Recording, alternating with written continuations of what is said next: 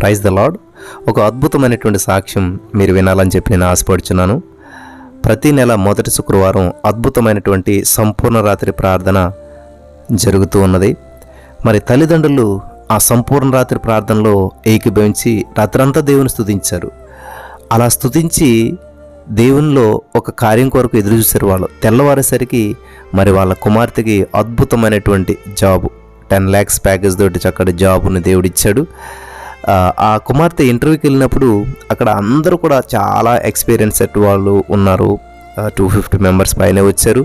అంతమందిలో నాకు ఎక్కడొస్తుందని ఇంటర్వ్యూకి అటెండ్ అవ్వటానికి భయపడి అమ్మాయి వచ్చేస్తుంటే మరి ఆ పేరెంట్స్ ఫోన్ చేసి నాకు, అయ్యా ఇలా ఉంది పరిస్థితి, మేము కొంచెం ధైర్యం చెప్పాము, కానీ మీరు కూడా ప్రార్థన చేస్తే బాగుంటుందని చెప్పి ప్రార్థన చేయించారు వాళ్ళు.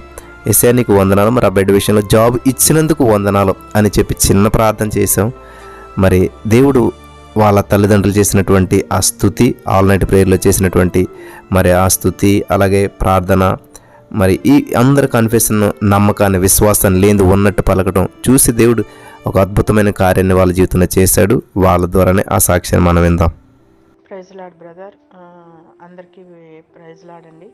నా సాక్ష్యం ఏంటంటే, నేను మా పాప జాబ్ విషయమై, నా పేరు జయలక్ష్మి అండి, మా పాప జాబ్ విషయమై నేను జేఏజీ గ్రూప్లో కూడా ప్రేయర్ రిక్వెస్ట్ పెడుతున్నాను, అలాగే బ్రదర్తో ప్రేయర్ చేయించుకుంటున్నాను.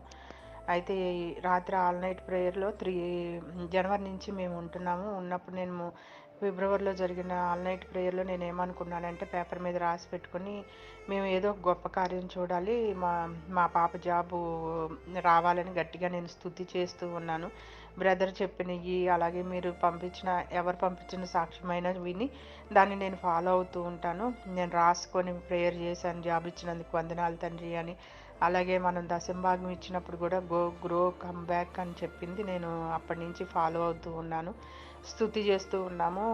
ఇచ్చినందుకు వందనాలు దేవా, జాబ్ ఇచ్చినందుకు స్తోత్రములు అని. అయితే ఈ రోజున ఏంటంటే, మంచి కంపెనీలో తనకి ఇంటర్వ్యూ వచ్చింది, వెళ్ళిన తర్వాత అక్కడ చూస్తే ఒక 250 మెంబర్స్ ఉన్నారంట. అక్కడ వాళ్ళని చూసి తను భయపడిపోయింది, ఎందుకంటే అందరూ ఎక్స్పీరియన్స్ ఉన్నాళ్ళు.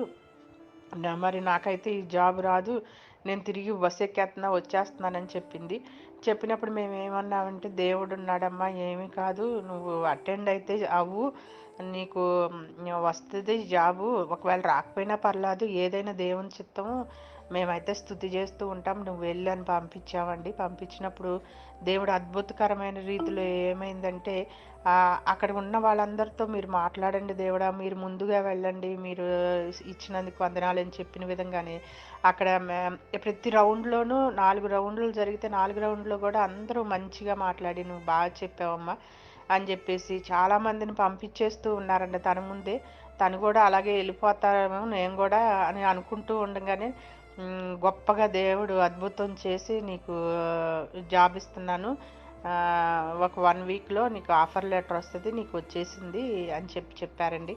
అలాగే ప్యాకేజ్ విషయంలో కూడా దేవుడు ఎంత అంటే, తనకి ఇప్పుడు 6 lakhs వస్తున్నాయి, ఇప్పుడు 10 lakhs దేవుడు ఇచ్చాడండి. ఇది దేవుని గొప్ప కార్యము. అలాగే బ్రదర్ జాషువా గారి వల్ల మేము ఎంత బలపడ్డామంటే, ఏదైనా సరే దేవుడి దగ్గర మనం ఇలా మొరపెట్టుకుంటే దేవుడు మనకు అన్ని గొప్ప కార్యాలు చేస్తాడండి. దీన్ని బట్టి దేవునికి మహిమ కలుగును గాకండి. Praise lord brother.